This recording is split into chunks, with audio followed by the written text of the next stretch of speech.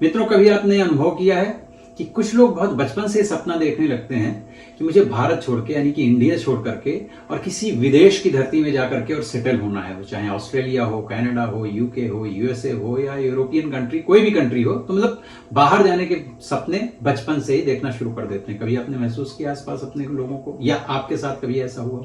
अच्छा, इनमें से कुछ लोग ऐसे होते भी हैं जो बचपन में सोचते हैं और फिर एक सर्टेन टाइम पीरियड जब उनका आता है तो वो विदेश जाते भी हैं, और सिर्फ घूमने के लिए नहीं बल्कि विदेश में जाकर के और सेटल भी हो जाते हैं। लेकिन इनमें से बहुत सारे ऐसे भी लोग होंगे कि जिन्होंने बचपन से सपना देखा होगा या जवानी में सपना देखा होता है और बड़े प्रयत्न भी करते हैं, बहुत सारी कोशिशें करते हैं, लेकिन उन कोशिशों और प्रयत्नों के बावजूद उनका यह सपना साकार नहीं हो पाता है। वो मतलब कुछ ना कुछ प्रॉब्लम्स आती रहती हैं, उनकी टाइमिंग सही नहीं होती, कभी उनके पेपर सही नहीं होते, कुछ ना कुछ कमी रह जाती है, जिसकी वजह से सपना उनका हमेशा सपना ही बन के रह जाता है और वो अंदर ही अंदर घुटते रहते हैं। तो क्या इसका मतलब ये है कि ये सब कुछ सिर्फ आपकी मेहनत, आपके टैलेंट या फिर आपके पेपर पर ही निर्भर करता है? क्योंकि मैं ऐसे लोगों को भी जानता हूं जिन लोगों में न टैलेंट की कमी है, न पेपर्स की कमी है, फिर भी कहीं ना कहीं उनके इस काम में कोई ना कोई विघ्न आता है, कोई ना कोई रुकावट आती है, या फिर इसके पीछे कहीं कोई एस्ट्रोलॉजिकल कारण भी है, मतलब ज्योतिषीय कोई ऐसा कारण है, आपका कोई ग्रह ऐसा है जिसकी वजह से आप जा पाते हैं या नहीं जा पाते हैं। तो मतलब इस डिसीजन के पीछे कहीं ऐसा तो नहीं है कि कोई एस्ट्रोलॉजिकल कारण हो, कोई प्लैनेट, कोई दशा, कोई मतलब रिलेटेड टू आपकी कुंडली से संबंधित कुछ ऐसा रीजन हो। तो मित्रों, आज के इस वीडियो में हम इसी विषय पर चर्चा करने वाले हैं कि ऐसे कौन से ग्रह हैं या ऐसे कौन से ग्रहों के कॉम्बिनेशंस हैं, ऐसी कौन सी दशाएं हैं कि जिनके कारण अपने देश को छोड़ करके हजारों हजार किलोमीटर दूर जा करके और व्यक्ति, मतलब मेल हो, फीमेल हो या कोई फैमिली हो, बाहर जाकर के सेटल हो पाती है, वो चाहे कोई भी देश हो। और या फिर ऐसे कौन से कारण हैं जिनकी वजह से आप कोशिश करके भी, प्रयत्न करके भी और एलिजिबल होने के बावजूद भी वहां नहीं पहुंच पाते या वहां पर सेटल नहीं हो पाते। और आज इस वीडियो में हम ये भी जानेंगे कि आपकी कुंडली के अंदर राहु, सैटर्न, मून और जुपिटर, वैसे तो दूसरे ग्रहों का भी कई बार योग हो सकता है, बट मैक्सिमम टाइम यही प्लैनेट्स देखे जाते हैं। और 12th house is very important. अगर आप बाहर जाने का सोचते हैं तो ये 12th हाउस, तो हम इस वीडियो के माध्यम से जानेंगे कि आपकी कुंडली में ये सारे ग्रह क्या आपको सपोर्ट कर रहे हैं, ये प्लैनेट और वो दशा, क्योंकि दशा का बहुत ही ज्यादा महत्व होता है कुंडली के अंदर। जब तक भले ही आपके योग कितने भी अच्छे बनते हों, और दशा का मतलब होता है कि उस योग को एक्टिवेट करती है, उसके पीछे अपने साइंटिफिक रीजंस हैं। तो इन सभी विषयों पर आज विस्तार से चर्चा करने वाले हैं, इसलिए ये वीडियो आपके लिए काफी इंपॉर्टेंट होने वाला है। अतः इस वीडियो को अंत तक अवश्य देखिएगा, स्किप मत करिएगा। नमस्कार देवियों और सज्जनों, मैं हूं आपका शुभेच्छु आचार्य श्री, सिडनी ऑस्ट्रेलिया से, और स्वागत करता हूं अपने यूट्यूब चैनल पर। मित्रों, अगर चैनल को अभी तक आपने सब्सक्राइब नहीं किया है तो प्लीज चैनल को सब्सक्राइब कर लीजिए और वीडियो को लाइक जरूर कीजिएगा और कमेंट करके आप बताइएगा कि आपको हमारे वीडियोस कैसे लगते हैं और पर्टिकुलर ये वीडियो आपको कैसा लगा। और हाँ, वीडियो के नीचे अभी एक नया ऑप्शन शुरू हुआ है कुछ दिनों से, हाइप, तो आप हाइप जरूर दीजिएगा, और एक नहीं 3 बार आप दे सकते हैं, तो इस वीडियो की जो है रीच अच्छी हो जाएगी। तो देवियों और सज्जनों, कुछ बातें मैं अपने बारे में भी थोड़ी बहुत बता देना चाहता हूं। मैं पिछले 35 वर्षों से एज एन एस्ट्रोलॉजर प्रैक्टिस कर रहा हूं। पहले मुंबई में था, भारत के और भी दूसरे शहरों में भी मैं प्रैक्टिस करता रहा हूं, और पिछले 17 सालों से मैं ऑस्ट्रेलिया में हूं, और इस वक्त मैं सिडनी में हूं। हैरिस पार्क में मेरा अपना कार्यालय है, ऑफिस है ज्योतिष का। अगर आप दुनिया के किसी भी देश में रहते हो और अगर आपको लगता है कि आपको मेरी एस्ट्रोलॉजिकल सर्विसेज चाहिए या वैदिक कर्मकांड, पूजा पाठ आदि से संबंधित कोई भी प्रॉब्लम है, अगर उससे संबंधित आपको मेरा सहयोग या मेरी सेवाएं चाहिए, तो नीचे जो नंबर आपके आ रहा है, इस नंबर पर मुझे आप संपर्क कर सकते हैं। इससे कोई फर्क नहीं पड़ता है कि आप भारत में रहते हैं, ऑस्ट्रेलिया में रहते हैं, न्यूजीलैंड में रहते हैं, यूरोप में रहते हैं, अमेरिका, कनाडा, किसी भी देश में रहते हो, आप मुझे संपर्क करें और अपॉइंटमेंट बुक कर लें मेरे साथ में ऑनलाइन। अगर आप पर्सनली यहाँ पर आ सकते हैं तो ऑफकोर्स मैं यहाँ पर आपको पर्सनली भी अपनी सेवाएं देता हूं आने वाले लोगों को, अदरवाइज वीडियो कॉल पे, ओवर द फोन, जैसे भी है, अपॉइंटमेंट बुक करके और फिर आप मेरी सेवाएं प्राप्त कर सकते हैं। तो चलिए देर न करते हुए लौट करके आते हैं अपने विषय पर। सबसे पहले समझते हैं वैदिक एस्ट्रोलॉजी के अनुसार ऐसे कौन से लोग होते हैं जो सिर्फ एक बार गए और विदेशों में ही बस गए और फिर पूरी जिंदगी के लिए वहीं सेटल्ड हो गए, और कुछ लोग होते हैं जो केवल फॉरेन हैं और ट्रैवल करते रहते हैं पर कभी वहां पर सेटल्ड नहीं हो पाते हैं। तो इसके पीछे कौन कौन से ग्रह हैं, तो मेनली 4 चीजें इसके लिए जिम्मेदार होती हैं, बाकी और भी हो सकती हैं क्योंकि कुंडली अपनी जो वैदिक एस्ट्रोलॉजी है ये बहुत विस्तृत है, पर उस विस्तार में से हमने कुछ इंपॉर्टेंट 4 पहलू इसमें से उठाए हैं, उन पे हम चर्चा करते हैं। तो नंबर 1 पे आता है कि आपका 12th हाउस, कि 12th हाउस कितना स्ट्रांग है, वहां पर कौन से प्लैनेट बैठे हैं या कौन से प्लैनेट्स के द्वारा आपका 12वां घर, कुंडली लग्न चक्र का 12वां घर किन ग्रहों के द्वारा दृष्ट है, यानी कौन कौन से ग्रह देख रहे हैं। इन सब चीजों के आधार पर आपका 12th हाउस वीक और अच्छा या पावरफुल बनता है। तो सबसे पहले वो देखते हैं। उसके बाद में दूसरा है ग्रह राहु। राहु बहुत इंपॉर्टेंट रोल प्ले करता है। वैसे भी अगर आप नॉर्मल ट्रैवलिंग करते हैं फॉरेन या विद इन कंट्री ऑल्सो, तो in that situation Rahu is very important, तो हमें राहु को भी देखना पड़ता है यहाँ पर। और फिर है सैटर्न, जुपिटर और मून।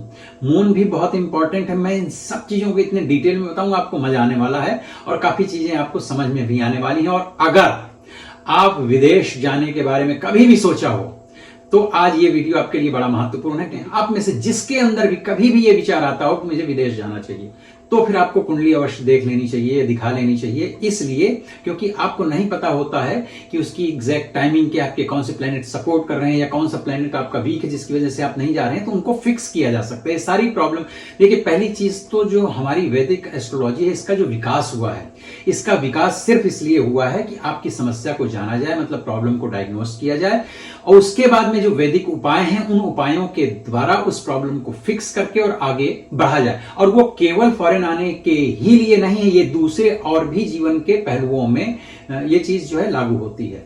तो यहां ये 4 चीजें, मतलब आपका 12वां घर, आपका सैटर्न, राहु, जुपिटर और मून, ये बहुत इंपॉर्टेंट रोल प्ले करते हैं। इसके अलावा भी कोई दूसरा प्लैनेट हो सकता है, कुछ और भी सिचुएशंस होती हैं, पर हमने यहां पर इस वीडियो में इन मेन 4 चीजों को डिस्कस करना है। तो 12वें घर से क्या क्या देखना चाहिए। अब सभी की लग्न चक्र में 1 से लेकर के 12 तक ही घर होते हैं। तो 12वां घर हर किसी की कुंडली में होता है, लेकिन वो फलित कैसे होता है, मतलब वो रिजल्ट कैसे देता है, वो कितना स्ट्रांग है, क्या कैसा है, जैसे कि मैंने पहले भी बताया, उसके आधार पर वो रिजल्ट्स देता है, वहां कौन से योग बन रहे हैं। लेकिन 12वां घर जाना किस लिए जाता है, तो सबसे पहले तो विदेश की भूमि के लिए जाना जाता है, मतलब फॉरेन लैंड्स के लिए जाना जाता है, और फॉरेन कल्चर्स के लिए भी जाना जाता है, आइसोलेशन के लिए भी जाना जाता है कि अगर ऐसे प्लैनेटरी सिस्टम्स हैं, ऐसे योग संयोग बन रहे हैं तो आप कितने आइसोलेटेड रहें, क्योंकि जब आप अपना देश छोड़ते हैं तो कल्चरली आप जो हैं तो कट जाते हैं, फैमिली से कटते हैं, रिश्तेदार दोस्तों से कटते हैं, बहुत सारी चीजों से आपका आइसोलेशन एक तरह से होता है। आइसोलेशन का मतलब यहाँ ये नहीं कि आप ह्यूमैनिटी से आइसोलेटेड हो गए, बट जहां आपका जन्म हुआ, जिस तरह की कल्चर में आप पैदा हुए, परवरिश हुई, उन सब चीजों से आप कल्चर होकर के एक नई फॉरेन की कल्चर में जाते हैं। और यहां से हॉस्पिटल्स के बारे में भी देखा जाता है, और आपकी स्पिरिचुअल जर्नी के बारे में भी देखा जाता है, और डिस्टेंस प्लेसेस के बारे में भी देखा जाता है, मतलब 12। इसके अलावा भी कई चीजें हैं, लेकिन फिलहाल चूंकि हम बात कर रहे हैं फॉरेन ट्रैवलिंग की और सेटलमेंट की, इसलिए हम फिलहाल इन विषयों को विस्तार से जान लेते हैं। तो अगर आपका 12th हाउस स्ट्रांग है, अब स्ट्रांग कैसे होगा, वहां अच्छे प्लैनेट्स हों, अच्छी डिग्री के साथ में हों, सपोर्टिव प्लैनेट्स हों, वहां का जो 12वें घर का जो लॉर्ड है, मालिक है, वो अच्छा और स्ट्रांग हो, या अच्छे ग्रहों की दृष्टियां हों, वो इस तरह से 12वें घर को एक स्ट्रांग प्लान बनाते हैं। वैसे भी मैं तो मानता हूं कि 12th हाउस जो है लॉन्चिंग पैड है। और बहुत, हाँ, एक चीज और बतानी भूल गया मैं कि 12वें घर से खर्चा पानी भी देखा जाता है कि आप कितने खर्चीले स्वभाव के व्यक्ति हैं। तो ये सब चीजें जो है 12वें घर को स्ट्रांग बनाती हैं। यदि आपका 12वां घर स्ट्रांग हो जाता है तो बहुत बचपन से ही आप अपनी मदरलैंड, जिस भी कंट्री में आपका जन्म हुआ है, धीरे धीरे आपको वहां की कुछ चीजें जो हैं तो बहुत ज्यादा अट्रैक्टिव नहीं लगेंगी, थोड़ा थोड़ा डिटैचमेंट होना शुरू हो जाता है, और फॉरेन कंट्रीज की तरफ आपका अट्रैक्शन, मोह बढ़ जाता है। फॉरेन की जो कल्चर है, वहां का जो पैसा है, वहां की जो समृद्धि है, उस तरफ आपका मन बहुत ज्यादा जाने लगता है और अक्सर आपको लगता है कि मैं अपने देश में शायद ये सब कुछ बहुत अच्छा नहीं परफॉर्म कर सकता अपनी लाइफ में, लेकिन मैं इन देशों में से, मैं ऑस्ट्रेलिया की भी बात कर रहा हूं या किसी और इस तरह के जो कंट्रीज हैं, वहां जाकर के ही मैं बहुत अच्छा करूंगा। सच में बता रहा हूं, ऐसे में बहुत लोगों, 17 ईयर्स से मैं यहां पर हूं, मैंने देखा है कि जो लोग अपने देश में शायद 10,000 15,000 की नौकरी भी बामुश्किल कर पाते थे, वो यहां पर 10-10 15-15 लाख रुपए महीने का कमाते हैं। वही मेहनत उसी तरह का, बट उनको उनके फेवर का एनवायरनमेंट मिलता है। तो ये कतई मतलब ख्याली पुलाव नहीं है। सचमुच अगर वो अपने एक क्या बोले, जो प्लैनेट्स के द्वारा उनके लिए सपोर्टिव लैंड है, वहां अगर पहुंचते हैं तो बहुत अच्छा कर लेते हैं। तो ये सारी चीजें, अगर आपका 12th हाउस स्ट्रांग है तो बचपन से लेकर के जवानी तक आपके दिमाग में जो है तो एक तरह से हैमरिंग करना शुरू करते हैं, और जब तक आप वहां पहुंच नहीं जाते तब तक आप बहुत बेचैन महसूस करते हैं। और जब आप पहुंच जाते हैं ऐसी किसी कंट्रीज में और आपका 12th हाउस अच्छा है, तो हम बाकी चीजें भी सपोर्ट करती हैं, लेकिन यस, वहां आप अपना करियर बहुत ही अच्छे ढंग से डेवलप कर पाते हैं। तो यहां पर आता है, देखिए, राहु का रोल। कैसे? यदि राहु 12वें घर में बैठा हो या अपनी दृष्टियों से 12वें घर को देख रहा हो, ऐसे में क्या होगा कि वैसे भी राहु को फॉरेन जाने के लिए, मतलब फॉरेन किंग माना जाता है, राजा है कि मतलब किंग मेकर है विदेश ले जाने के मामलों में। तो वो आपको, अच्छा, मैंने इतनी सारी कुंडलियां देखी हैं और अक्सर मैंने पाया है कि आप अपनी लाइफ की जो नॉर्मल ट्रैवलिंग्स भी करते हैं, मैं छोटी मोटी ट्रैवलिंग्स की बात नहीं, लंबे डिस्टेंस की बात करता हूं, तो उस वक्त चाहे प्रत्यंतर दशा, सूक्ष्म दशा, प्राण दशा या अंतर दशा, कहीं ना कहीं राहु का होना आवश्यक है। अब मतलब आप देखिएगा, अगर आप सूक्ष्मता से देखें, कि राहु की परमिशन या राहु की प्रेजेंस के बगैर कोई भी विदेश में ट्रैवल कर नहीं पाता है।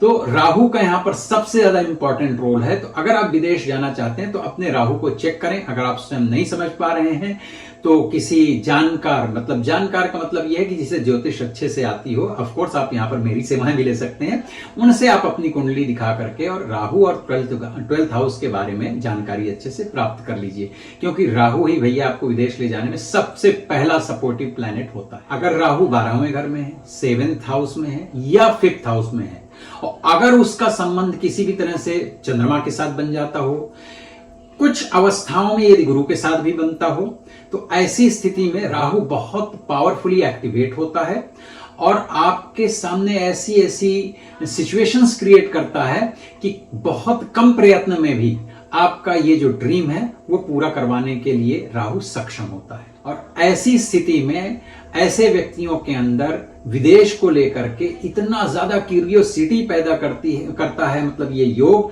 और इतना हमेशा आपको पुश करता है कि आपको थकने नहीं देता। भले ही आपका रिफ्यूजल आ जाए, भले ही आपको कोई नेगेटिव बातें बोल करके डिमोरलाइज्ड कर देता हो, हतोत्साहित कर देता हो, फिर भी 2 दिन बाद फिर से आपके अंदर वही है कि यार चलो फिर से कोशिश करते हैं, लेट्स ट्राई अगेन। तो ये सब चीजें राहु के बगैर पॉसिबल नहीं है, इसलिए राहु का स्ट्रांग होना। और यहां पर मैं एक चीज और मेंशन कर दूं कि जैसा मैंने शुरुआत में बताया कि हमारी वैदिक एस्ट्रोलॉजी प्रॉब्लम्स को डायग्नोस करती है और फिर उसके अनुसार उसका समाधान भी बताती है कि आपके अंदर इच्छाएं होती हो, सब कुछ हो, फिर भी राहु उतना पावरफुल ना हो। इसका मतलब यह है कि हमें आवश्यकता है कि हम राहु को मजबूत करें, पावरफुल बनाएं। उसके तरीके हैं, फिर वो तरीके जब आप किसी को कंसल्ट करते हैं तो वो डिटेल में बताते हैं।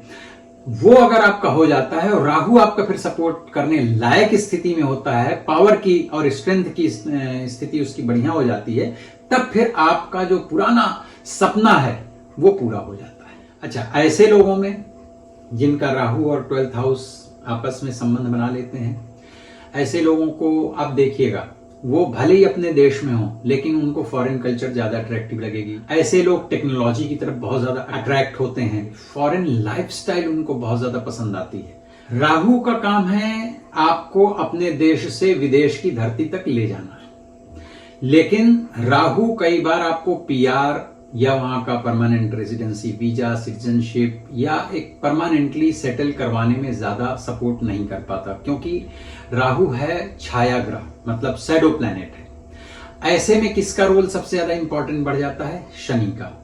तो शनि के तो बहुत सारे रोल हैं, लेकिन शनि जाना जाता है आइसोलेशन के लिए, शनि जाना जाता है हार्ड वर्क के लिए, शनि जाना जाता है स्टेबिलिटी के लिए। तो अगर शनि भी आपका सपोर्ट करता है तो शनि के सारे नेचर और पेशेंस के लिए भी शनि जाना जाता है। तो क्योंकि आपको फॉरेन में अगर सेटल होना है तो आपके अंदर अपार पेशेंस की जरूरत पड़ती है। एटलीस्ट शुरुआती दिनों में, प्रारंभिक दिनों में आपको बहुत ज्यादा पेशेंस रखना पड़ता है, क्योंकि सब कुछ आपके मुताबिक नहीं हो रहा होता। बहुत सारी चीजें आप प्रयत्न करते हैं लेकिन आपको लगेगा कि हाथ से हमारे छूट रही हैं। ऐसे में अगर शनि आपका सपोर्ट कर रहा है तो एक तो हार्ड वर्क की यहां बहुत बहुत आवश्यकता पड़ती है। विदेश में जैसे ही आप आते हैं, यहां शुरुआत से अगर आप देख लिए, मैं फॉर एग्जाम्पल, अगर आप if you are coming as a student, then you have to work very hard, you should be prepared कि वर्क हार्ड। आपको यहां आकर के बहुत ज्यादा काम करना पड़ेगा, मतलब जो भी 24-25 घंटे, मैं तो ऑस्ट्रेलिया की बात कर रहा हूं, आप किसी भी फॉरेन कंट्री में जाते हैं, आपको पढ़ाई में काम करना पड़ेगा, अपने घर का काम करना पड़ेगा, और नौकरी करके पैसे भी कमाने पड़ेंगे, और बहुत सारी चीजें ऐसी होंगी जो आपको आइसोलेटेड करेंगी, आपको हतोत्साहित करेंगी, लेकिन बहुत ज्यादा पेशेंस की जरूरत पड़ेगी, हार्ड वर्क की जरूरत पड़ेगी, और अपने आप को स्टेबल रखने की जरूरत पड़ेगी। तो अगर शनि भी आपका साथ देता है तो शनि में एक कैपेसिटी है कि वो आपको प्यार दिला सकता है, वो आपको लंबे समय तक विदेश की धरती में रोक करके रख सकता है। ये समझिए, चुंबक है शनि। शनि बड़ा बदनाम है तमाम चीजों के लिए और देता भी पीड़ा है, लेकिन अच्छा अब देखिए, यहां शनि को बदनाम करने का कोई बहुत औचित्य नहीं है। अगर विदेश आना है तो उसकी सिंपल कंडीशंस, भैया आपको हार्डवर्क करना है, दिस आपको ये सब लब वाली चीजें करनी है, तो उसमें फिर शनि की एंट्री हो जाती है। इसका मतलब इतना, जब एक आप साल 2 साल 3 साल अच्छी मेहनत करोगे, पेशेंस रखोगे, हार्डवर्क करोगे, आइसोलेटेड रहोगे, और अंदर ही अंदर आप घुटते भी रहोगे क्योंकि हर चीज किसी से शेयर नहीं कर पाओगे, ऐसी स्थिति से गुजरने के बाद ही तो एक अच्छे भविष्य का जन्म होगा। इसी को कहते हैं जीवन काल में प्रसव पीड़ा से गुजरना। जैसे एक माता संतान को जन्म देते वक्त एक प्रसव पीड़ा से, एक बहुत बड़े दर्द से गुजरती है, तभी एक नए भविष्य को जन्म दे पाती हैं। तो यदि कोई व्यक्ति अपना देश, अपना परिवार, अपनी कल्चर, अपनी सभ्यता, अपने रिश्तेदार, अपने मित्रों को सबको छोड़ करके एक नए देश में, आपका एक प्रकार का पुनर्जन्म, नया जन्म ही तो होता है, तो वहां आपको नई कल्चर में समाहित होना है, वहां का वर्क जो पैटर्न है उसको सीखना है, वहां जितना भी प्रेशर है वो सब कुछ झेलना है। तो सोचिए, यहां पर शनि आपका मित्र है। हालांकि इस वक्त आप शनि कहीं ना कहीं दशांतर दशा और ऐसे हाउस में बैठा होता है, तो आपको लगता है शनि की वजह से हमको सब कष्ट नहीं, कष्ट तो जो मिल रहा है उस कष्ट की वजह से ही आपके नए भविष्य का जन्म इस देश में शनि करवाता है। तो शनि आपका मित्र ही है। किंतु मजेदार बात यह है कि अगर शनि आपका पॉजिटिव है, सपोर्टिव है, एनर्जेटिक है, पावरफुल है, स्ट्रेंथन है, डिग्रीज अच्छी हैं, अच्छे कॉम्बिनेशन में बैठा है, तो क्या करेगा? इन सारी चीजों में होंगी तो प्रोसीजर तो पूरा आपको वही गुजरना पड़ेगा, लेकिन काफी सरल कर देंगी। कि मान लीजिए आपने किसी चीज के लिए एप्लीकेशन लगाया, जॉब के लिए ही आपने ट्राई करना शुरू किया, अगर शनि खराब है तो आपको मतलब थका डालेगा, उसके बाद जॉब मिलेगी, और जॉब मिलने के बाद नहीं होगा तो पता चला कलीग्स या बॉसेस ऐसे मिल जाएं कि वो सपोर्ट ना कर रहे हो। लेकिन यहीं पर शनि अगर आपका अच्छा है, हालांकि अगर आपका शनि खराब है तो उसे अच्छा किया जा सकता है वैदिक उपायों के द्वारा। मैं इधर उधर की तंत्र फंत्र की बातें नहीं कर रहा हूं, मैं वैदिक ज्योतिष की बात कर रहा हूं और वेदों के उपाय की बात कर रहा हूं, क्योंकि मैं स्वयं 8 वर्ष वैदिक गुरुकुल में रह करके मैंने वेद पढ़े हुए हैं, और 35 वर्षों में मैंने सैकड़ों नहीं हजारों एग्जाम्पल्स अपनी लाइफ में देखे हैं कि लोगों ने जब प्रॉपर उन चीजों का उपाय किया तो उनको लाभ मिला। अरे भाई, बुखार आ गया, टैबलेट लेते हो, बुखार ठीक हो जाता है ना। इसी तरह से आपका ग्रह है, तो कहते हैं ग्रहाधीनम जगत सर्वम मंत्राधीनम ग्रहम सर्वम, कि ये संपूर्ण जो जगत है ग्रहों के अधीन है। बताऊंगा मेरे दूसरे वीडियोस में, आप देखोगे तो मैंने बता भी रखा है कि किस प्रकार से जगत और इस जगत में जितने भी लोग रहने वाले हैं उनको ग्रह कैसे कंट्रोल करते हैं, कैसे उनकी जिंदगी में प्रभाव डालते हैं। किंतु ग्रहाधीनम जगत सर्वम मंत्राधीनम ग्रहम सर्वम, और ये जो संपूर्ण ग्रह हैं ये मंत्रों के द्वारा इन पे आपका वश चल सकता है, इन पे आप अपना प्रभाव डाल सकते हैं, अपने अनुकूल और प्रतिकूल इनको किया जा सकता है। तो यहां पर शनि का बहुत इंपॉर्टेंट रोल है। अगर आप विदेश की धरती में सेटल होना चाहते हैं तो आप अपने शनि को भी जांच परख लें। अब मैं एक चीज बता दूं कि केवल शनि ऐसा होगा तो ऐसा होगा, ऐसा कतई नहीं होता। दुनिया भर में देखिए मतलब 700-800 करोड़ लोग हैं और ये 12 घर ही हैं, 12th हाउस ही हैं, नवग्रह ही हैं, 12 राशियां ही हैं और सबकी कुंडली बनाइएगा तो सबकी कुंडली ज्यादातर मैक्सिमम ज्यादातर सबकी कुंडलियां डिफरेंट बनेगी। कोई भी कुंडली किसी के साथ में 100% मैच नहीं करती है। कुछ नहीं होगा तो डिग्रियों का ही सही असर पड़ेगा। तो किसी की भी कुंडली किसी से मैच नहीं करती। बिल्कुल उसी तरह से कि प्रत्येक इंडिविजुअल प्रत्येक व्यक्ति अपने आप में अनोखा है और अलग है। बहुत सारी चीजें सामान्य तौर पे कॉमन लगती हैं, लेकिन जब आप किसी चीज को जाकर के नजदीक से देखोगे, प्रत्येक व्यक्ति का अपना एक व्यक्तित्व है, अपना एक भाग्य है, अपना एक कर्म करने का स्टाइल है और उसी के अनुसार उसको फल मिलता है। तो इसके लिए आप जब तक अपनी पर्टिकुलर होरोस्कोप को नहीं दिखाते, हाँ अगर आपके पास में जन्म का समय प्रॉपर नहीं है तो प्रश्नकालिक कुंडली आदि की व्यवस्था है और भी दूसरे माध्यमों से आप अपने ग्रह गोचर को दिखवा सकते हैं किसी भी ज्योतिषी से। अब देखिए बात करते हैं चंद्रमा की। चंद्रमा क्यों बहुत ज्यादा आवश्यक है? चंद्रमा का देखिए स्ट्रांग होना बहुत जरूरी है, क्योंकि चंद्रमा वैसे तो मन का स्वामी है और आपके जो जीवन के रस हैं उन सभी का भी मालिक चंद्रमा है, आपके इमोशंस का मालिक चंद्रमा है। यदि चंद्रमा वीक है और आप फॉरेन आ गए, मतलब राहु और शनि या किसी दूसरे प्लेनेट के प्रभाव से, उनके सपोर्ट से आप यहां आ गए और चंद्रमा बहुत वीक है, तो आपको मतलब जबरदस्त ढंग से आपके आसपास लोग होते हुए भी आप ज्यादा आइसोलेटेड फील करेंगे, डिप्रेस्ड फील करेंगे, इमोशनली आप बहुत ज्यादा दुखी फील करेंगे, बहुत ज्यादा होम सिकनेस फील होगी। होम सिकनेस उसको बोलते हैं जो अपने देश गांव से छोड़ करके यहाँ जब आते हैं तो बहुत ज्यादा घर परिवार की याद आना, उसको कहते हैं होम सिकनेस फील होगी। और इमोशनली आप इतने ज्यादा दुखी रहेंगे, भले ही आप कमा रहे हो, पैसे भी कमा रहे हैं, सब कुछ कर रहे हैं, आपको अंदर से लगेगा कि आप खुश नहीं रह पा रहे हैं। ये सारी चीजें चंद्रमा की वजह से होती हैं। तो चंद्रमा का भी सही होना और स्ट्रांग होना बहुत आवश्यक है। अदरवाइज पता चला स्वर्ग जैसे देश में, स्वर्ग जैसी कंट्री में और शहर में आप रह रहे हैं, लेकिन मन का सुख आपको नहीं मिलने पा रहा क्योंकि आपका चंद्रमा कमजोर है। और अगर चंद्रमा स्ट्रांग है तो विपरीत परिस्थितियों में भी आप कहीं ना कहीं से आनंद के क्षण जुटा लेंगे। जिन लोगों को आप नहीं भी जानते हैं उनकी कंपनी में भी, मतलब उनके साथ रहकर भी आप आनंद प्राप्त कर सकते हैं। ऑस्ट्रेलिया जैसी कंट्री जितनी ग्लैमरस दिखती है बाहर से, कहते हैं ना दूर के ढोल सुहावने लगे, जब आप यहां आते हैं और आपका रियलिटी चेक होता है, मतलब आप फेस करते हैं यहाँ की रियलिटी, तो बहुत सारी चीजें उतनी स्वप्नवत ड्रीम जैसे आप देख रहे थे वैसी नहीं होती हैं।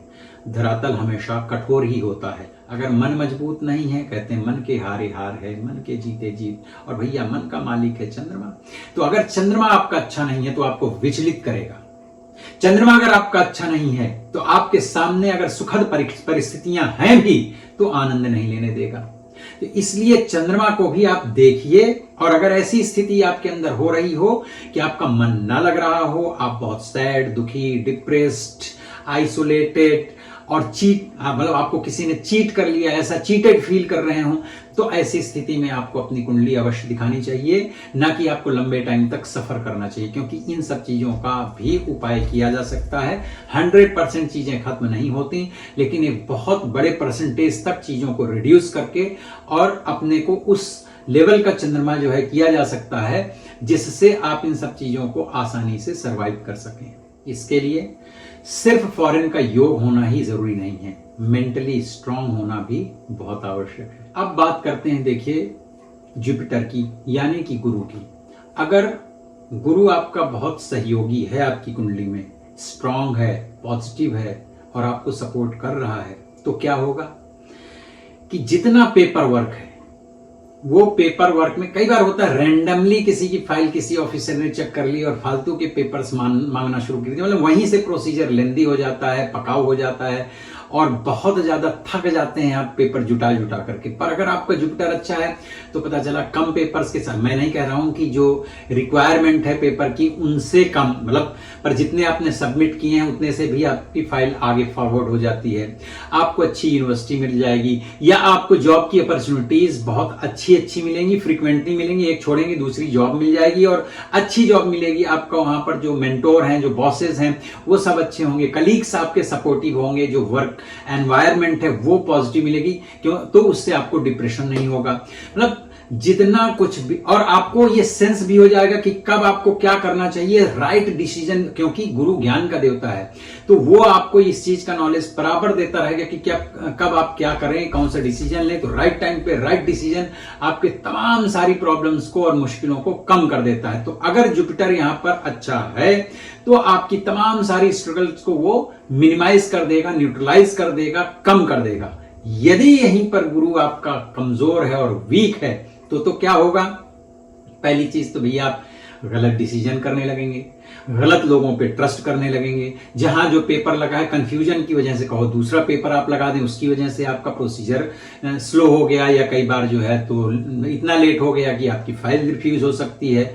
ये सारी चीजें हो सकती हैं आपकी अगर जुपिटर आपका कमजोर है और खराब है तो। और सबसे बड़ी चीज क्या कि आपको फाइनेंशियल लॉसेस भी दे सकता है अगर जुपिटर सही नहीं है तो। अगर जुपिटर सही है तो जब जहां जितनी आवश्यकता होगी, पता नहीं कहां से, लेकिन आपको लगेगा कि यार भगवान ने मुझे पैसों की मदद कर दी। ध्यान रखना, भगवान तो सब कुछ करते ही हैं, मेरा भी ट्रस्ट यही है, लेकिन वो जुपिटर के माध्यम से ही आपको ये सब चीजें पहुंचा रहे होते हैं। तो जिन लोगों की जिंदगी में फॉर्चुनेट हैं वो लोग कि उनकी आवश्यकताओं के समय पर वो चीजें वहां कहीं ना कहीं से आती हैं। ध्यान रखिएगा, उनका गुरु बहुत अच्छा होगा, क्योंकि ये सारे काम गुरु करते हैं। गुरु महाराज जी आपको कष्ट से बचाते हैं। यहां भी वो फाइनेंशियल आपको सपोर्ट करेंगे अगर अच्छे हैं, और अगर बुरे हैं, मतलब बुरे का कोई ग्रह अच्छा बुरा नहीं होता, लेकिन अगर वो कमजोर है या नीच का हो गया है, मैं कभी बताऊंगा नीच का और उच्च का क्या होता है, इसको बहुत गलत अर्थ में मत लीजिएगा, मगर अगर वो आपका सपोर्ट नहीं कर रहा तब फिर ऐसी स्थिति में आपसे खुद मिस्टेक्स होंगी और पता चला आपका फाइल रिफ्यूज हो जाएगा, आपको यहां से जाना भी पड़ेगा 4-6-8। और मैं ऐसे तमाम लोगों को जानता हूं जो यहां 10-10 साल 8-8 साल रह करके गए हैं,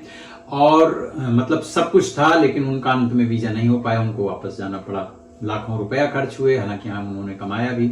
मैं एक छोटा सा एग्जांपल बताता हूँ। 3-4 साल पहले की बात है, मुझे एक फोन आया पर्थ से। अपने हरियाणा के हस्बैंड एंड वाइफ थे, 2 बच्चे भी थे, स्टूडेंट वीजा में आए थे, उनको 12 साल हो चुके थे। And you can't believe guys, वो 23 बार 23 टाइम, बड़ी रिस्पॉन्सिबिलिटी से बात बता रहा हूं, 23 बार वो आइल्स का एग्जाम दे चुके थे, पर उनको वीजा के लिए जितने आइल्स के बैंड यानी इंग्लिश का जो एग्जाम होता है, टेस्ट होता है, वो उतने बैंड्स नहीं आ पा रहे थे। उन्होंने किसी के माध्यम से, कोई मेरे मित्र हैं उनको जानते होंगे, उन्होंने मुझे संपर्क किया, मैंने उनकी कुंडली देखी, फिर उनका सोल्यूशन वगैरह बताया, उन्होंने सोल्यूशन करवाया। तो जब उनका पूजा पाठ वगैरह सब पूरा हो गया तो उसके तीसरे दिन उनका जो है अर्ली मॉर्निंग फोन आया। मैं कहीं जा रहा था, मैं ड्राइव कर रहा था, तो वो फोन पे रोने लगा बच्चा, मतलब।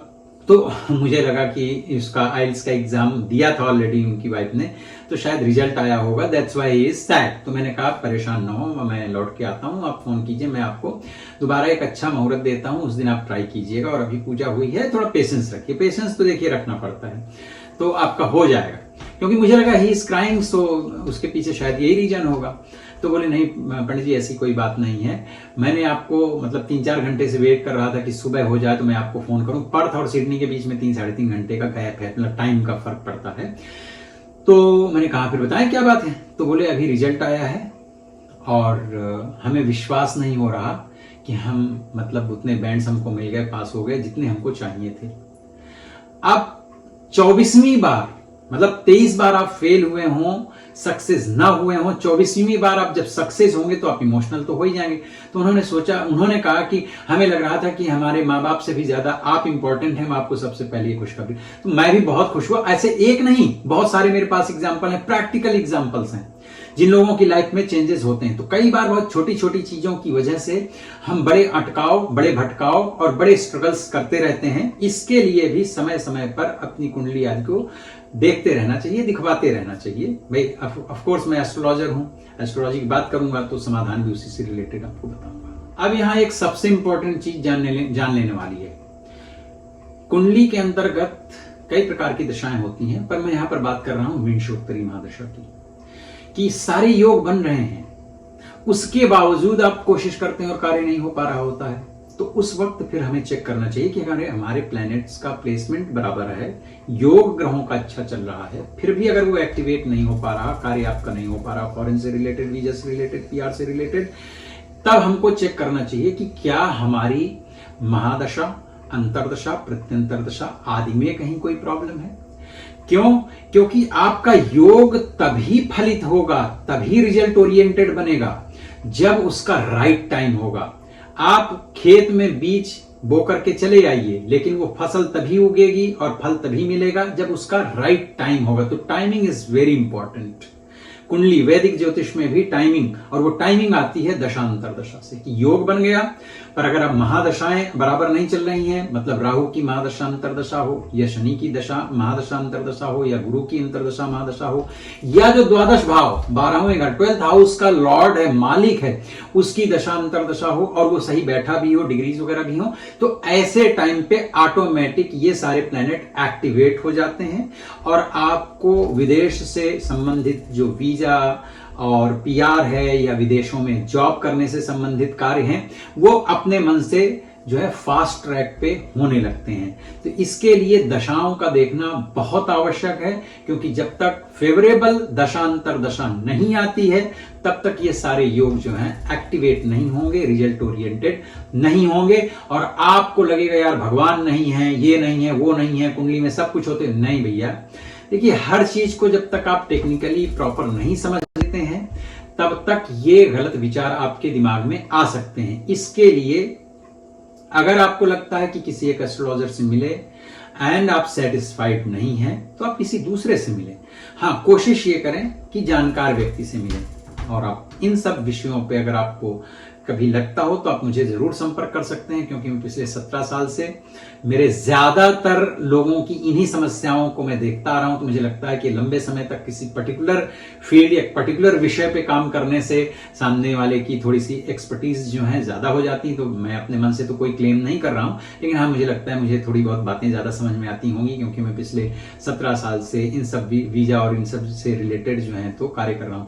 हो सकता है कि आप ऑस्ट्रेलिया में हो और आपका यहाँ पर वीजा वगैरह न लग रहा हो, तो भी मतलब मैं नहीं कह रहा हूं मैं वीजा एकदम दिला, मैं कोई गारंटी नहीं लेता, कुछ ऐसी बड़ी बात नहीं कहता, लेकिन हाँ, अगर आप कुंडली देखते हैं, दिखाते हैं, ऑफ कोर्स वहां पर आपके सॉल्यूशंस और आपकी प्रॉब्लम्स निकल आती हैं और उससे फिर लोगों को लाभ होता है, ये बिल्कुल तय है। जिस देश में मैं रहता हूं उस देश की थोड़ी सी बात कर लेते हैं कि ऑस्ट्रेलिया, यहां आपको बहुत आवश्यकता पड़ती है कि आप अपनी एक इंडिविजुअलिटी को डेवलप करें।